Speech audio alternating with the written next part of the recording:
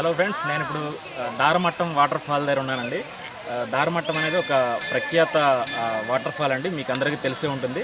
మనకి నర్సీపట్నం నుండి కేడీపేట వెళ్ళే దారిలో గొలుగొండ మండల కేంద్రం దగ్గర నుంచి లోపలికి ఒక 5 కిలోమీటర్లు కనుక వస్తే మీకు ఇక్కడ దారమట్టం అనే వాటర్ ఫాల్ని చూడొచ్చు. ఇది మంచి పర్యాటక కేంద్రం కూడా. ఇక్కడ మనకి ఈశ్వరుడి టెంపుల్ కూడా ఉంటుంది. చాలామంది కార్తీక మాసాల్లో లేదా మహాశివరాత్రి నాడు ఎక్కువగా పర్యాటకులు ఇక్కడికి వస్తూ ఉంటారు. ఏదైనా పర్వదినాన పండగల పూట కూడా చాలామంది వస్తుంటారు. మనకి ఈ దారమట్టం అనేది మరీ పెద్ద వాటర్ ఫాల్ కాదు, కానీ ఒక సెలయేరు మాదిరిగా ప్రవహిస్తూ ఉంటుంది.